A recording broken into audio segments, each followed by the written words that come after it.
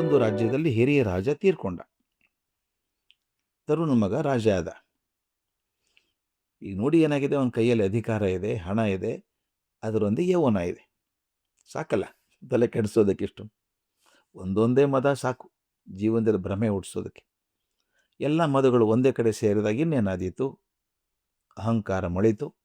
ತನ್ನ ಹಾಗೆ ಯಾರಿದ್ದಾರೆ, ಯಾರಿಗಿದ್ದಿತ್ತು ಈ ಭಾಗ್ಯ ಎಂದೆಲ್ಲ ಹೇಳಿ ಆ ತರುಣ ರಾಜ ಭಾವಿಸೋಕೆ ಶುರು ಮಾಡಿದ. ಒಂದಿನ ರಾಜ್ಯಕ್ಕೆ ಸಂತ ಬಂದ. ರಾಜನ ಹತ್ರ ಮಾತಾಡಿದ. ಆ ತರುಣ ರಾಜನ ಮಾತಿನಲ್ಲಿ ಕೂಡ ತನ್ನ ಶ್ರೀಮಂತಿಕೆಯದು, ವೈಭವದ ದರ್ಪ, ಅಧಿಕಾರದ ದರ್ಪ ಕಾಣಿಸ್ತಾ ಇತ್ತು.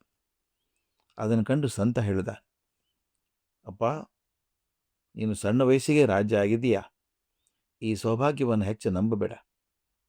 ಈ ಭೋಗ ಭಾಗ್ಯಗಳ ಲಕ್ಷಣನೇ ಹೇಗೆ, ಅದು ಹೆಚ್ಚಾದಾಗ ತುಂಬ ಸಂಭ್ರಮ ಪಡ್ತೇವೆ, ಆದರೆ ಮುಂದೆ ಅದೇ ದುಃಖಕ್ಕೆ ಮೂಲ ಕಾರಣ ಆದೀತು ಅನ್ನೋದನ್ನು ಮರಿತೇವೆ. ಯಾವುದು ತುಂಬ ಹಿತ ಅಂತ ಭಾವಿಸ್ತೇವೋ ಅದೇ ತೊಂದರೆಗೆ ಆಹ್ವಾನ ಕೊಡುತ್ತದೆ. ಕೆಲವೊಂದು ಸಲ ಅನಿರೀಕ್ಷಿತವಾಗಿ ಯಾವುದನ್ನು ತೊಂದರೆ ಅಂತ ಅಂದ್ಕೊಂಡಿರ್ತೀವೋ ಅದೇ ಹೊರಗಳಾಗಿ ಬರ್ತದೆ. ಅದನ್ನು ಗಮನಿಸು, ವಿಚಾರ ಮಾಡು. ರಾಜ ಸುಮ್ಮನೆ ಗೋಣ್ ಹಾಕಿದ, ಆದರೆ ಒಂದು ಮಾತು ಹೃದಯದೊಳಗೆ ಹೋಗಲಿಲ್ಲ. ಮುಂದೆ ಕೆಲವು ದಿನಗಳ ನಂತರ ಕೆಲವು ಸ್ನೇಹಿತರು, ಮಂತ್ರಿಗಳು, ಸೈನಿಕರ ಜೊತೆಗೆ ಕಾಡಿಗೆ ಬೇಟೆಗೆ ಹೋದ. ಈ ರಾಜಂದು ಬಲಶಾಲಿಯಾದಂಥ ಕುದುರೆ. ಈ ತರುಣ ರಾಜನಿಗೂ ಕೂಡ ತೀರದಂಥ ಹುಮ್ಮಸ್ಸು. ಕಾಡಿನೊಳಗೆ ನುಗ್ಗಿದ್ರು. ಅಲ್ಲೊಂದು ಸುಂದರವಾದ ಜಿಂಕೆ ಕಣ್ಣಿಗೆ ಬಿತ್ತು. ಅದನ್ನು ರಾಜ ಬೆನ್ನು ಹತ್ತಿದ. ಆ ಜಿಂಕೆ ವೇಗನೂ ಅಸಾಧ್ಯ. ಕ್ಷಣಾರ್ಧದಲ್ಲಿ ಮಾಯ ಆಗ್ತಿತ್ತು. ತಪ್ಪು ಹೋಯ್ತಲ್ಲ ಅನ್ನುವಾಗ ಮತ್ತೆ ಕಣ್ಣು ಮುಂದೆ ಸುಳಿತಿತ್ತು. ರಾಜ ಅದರ ಹಿಂದೆ ಓಡೋದು. ಹಿಂಗೆ ಸ್ವಲ್ಪ ಕಾಲ ನಡೀತು. ಈ ಕಣ್ಣು ಮುಚ್ಚಾಲಿ ಆಟದೊಳಗೆ ರಾಜ ತನ್ನ ಪರಿವಾರದಿಂದ ಪೂರ್ತಿ ಬೇರೆಯಾಗಿ ಹೋಗಿದ್ದೇನೆ ಅನ್ನೋ ಕಲ್ಪನೆಯೇ ಬರಲಿಲ್ಲ. ಓಡ್ತಾ ಇತ್ತಲ್ಲ ಕುದುರೆ, ಓಡಿ ಓಡಿ ಬಾಯಿಂದ ನೊರೆ ಉಕ್ತಾ ಇತ್ತು. ರಾಜನಿಗೂ ಆಯಾಸ ಆಗಿತ್ತು. ಒಂದು ಸ್ವಲ್ಪ ನಿಲ್ಲಿಸ್ದ. ಅಷ್ಟರೊಳಗೆ ಎದೆಲ್ಲಿಂದನೂ 10 ಜನ ಕುದುರೆ ಸವಾರರು ಬಂದು ಸುತ್ತುವರೆದು ನಿಂತುಬಿಟ್ರು. ಭಾರಿ ಶ್ರೀಮಂತನಂಗೆ ಕಾಣಿಸ್ತಾ ಇದ್ದಲ್ಲ ರಾಜ. ಅವನು ನೋಡಿ ಕುದುರೆ ಅಡ್ಡಗಟ್ಟಿ ಬೀಳಿಸಿದ್ರು. ಇವನ್ ತಲೆ ಜೋರಾಗಿ ಹೊಡೆದ್ರು. ಬಿದ್ದ ಪೆಟ್ಟಿಗೆ ಕುದುರೆ ಮತ್ತು ತಲೆಗೆ ಬಿದ್ದಂಥ ಪೆಟ್ಟಿಗೆ ರಾಜ ಇಬ್ಬರು ಮೂರ್ಛೆ ಹೋದರು. ಆಗ ಕಳ್ಳರು ಏನು ಮಾಡಿದ್ರು, ಇವನ್ ಆಭರಣ ಬಟ್ಟೆಗಳನ್ನು ಕಿತ್ಕೊಂಡು ಹೊರಟೋದ್ರು. ಸ್ವಲ್ಪ ಹೊತ್ತಿನ ಮೇಲೆ ಆ ಚಳಿಗಾಳಿಗೆ ಎಚ್ಚರಾದಂಥ ರಾಜ ನೋಡ್ತಾನೆ, ತನ್ನಗ್ನ ನಿಂತುಬಿಟ್ಟಿದ್ದಾನೆ. ಯಾರೂ ಇಲ್ಲ ಕಾಡಲ್ಲಿ, ಕುದುರೆಗೆ ಎಚ್ಚರ ಇಲ್ಲ.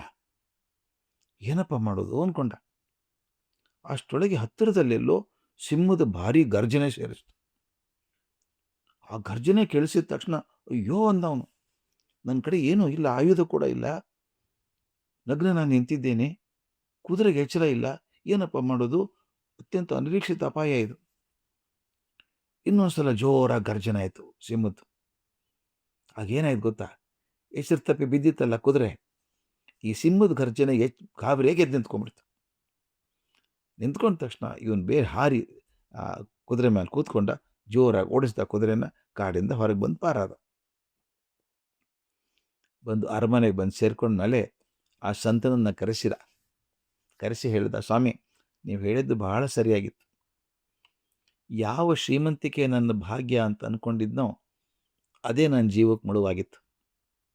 ಅದೇ ತಾನೇ ಕಿತ್ಕೊಳ್ಳೋಕೆ ಬಂದದ್ದವರ ದರೋಡೆಕೋರು.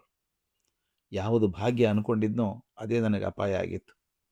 ಯಾವ ಸಿಂಹದ ಗರ್ಜನೆ ನನಗೆ ಅಪಾಯ ಅಂದ್ಕೊಂಡಿದ್ನೋ ಅದೇ ನಾನು ಪಾರು ಮಾಡ್ತು. ಆ ಸಿಂಹದ ಗರ್ಜನೆ ನಾನು ಕುದುರೆ ಎದ್ದು ನಿಂತ್ಕೊಳ್ತು. ಈಗ ನಾನು ಪಾರಾಗಿ ಬಂದೆ. ಈಗ ನನಗೆ ಅರ್ಥ ಆಯಿತು ಸ್ವಾಮಿ, ಯಾವುದನ್ನು ನಂಬಬೇಕು, ಯಾವುದನ್ನು ನಂಬಾರ್ದು ಅಂತ. ಗುರುಗಳಿಗೆ ಕಾಣಿಕೆ ಕೊಟ್ಟು ಕಳಿಸ್ದ. ಆ ಕತೆ ಹೇಳುತ್ತೆ, ಮುಂದೆ ತುಂಬ ವಿನಯದಿಂದ ಬಾಳಿ ಬದುಕಿದ, ಒಳ್ಳೆ ಹೆಸರು ಮಾಡಿದ, ದೊಡ್ಡವರಿಗೆ ಒಳ್ಳೆಯದಕ್ಕೆ ಗೌರವ ತೋರಿಸಿದ, ಯಾವುದು ಚೆನ್ನಾಗಿರಲಿಲ್ವೋ ಅದನ್ನು ದೂರ ಇಟ್ಟ, ರಾಜ್ಯವನ್ನು ಪ್ರೀತಿಯಿಂದ ಆಳಿದ. ಈ ಕತೆ ನನಗೊಂದು ದೊಡ್ಡ ಪಾಠ ಕಲಿಸಲ್ವಾ? ನಾವು 4 ದಿನ ಅಧಿಕಾರ ಬಂತು, ಯಾವುದೋ ಭಗವತ್ ಕೃಪೆಯಿಂದೋ ಪೂರ್ವಜನ ಪುಣ್ಯದಿಂದೋ ಯಾವುದೋ ಒಂದು ಅಧಿಕಾರ ಸಿಗುತ್ತೆ. ಸಿಕ್ಕ ತಕ್ಷಣ ಕೊಬ್ಬಿ ಬಿಡ್ತೇವೆ ನಾವು. ಎಷ್ಟು ಕೊಬ್ಬುತ್ತೇವೆ ಅಂದರೆ ನೆಲ ಜನ ಯಾರೂ ಕಾಣಿಸೋದಿಲ್ಲ. ಅದೇ ಶಾಶ್ವತವಾಗಿರ್ತದೆ ಅಂತ ಭಾವಿಸ್ಬಿಡ್ತೇವೆ. ನಾವು ನೋಡಿಲ್ವೇ? ಅಧಿಕಾರ ಮತ್ತು ಹಣದ ಮದದಲ್ಲಿ ಮಾಡಿದಂಥ ಕಾರ್ಯಗಳು ಹೇಗೆ ಏಡಿಸಿ ಕಾಡ್ತವೆ ಅಂತ. ಕಂಡಿದ್ದೇವೆ ನಾವು. ಅಧಿಕಾರದಲ್ಲಿರೋರು ಆ ಮದ ತೋರಿಸಿದಾಗ ಹೇಗೆ ಹೊಡೆತ ತಿಂದಿದ್ದಾರೆ ಅನ್ನೋದನ್ನು ಕಂಡಿದ್ದೇವೆ. ಆದರೂ ಬಹಳಷ್ಟು ಜನ ನಾವು ಅದರಿಂದ ಪಾಠ ಕಲಿಯದೇ ಇರೋದೇ ಹೆಚ್ಚು. ಅದೇ ನಮ್ಮ ದುರ್ದೈವ.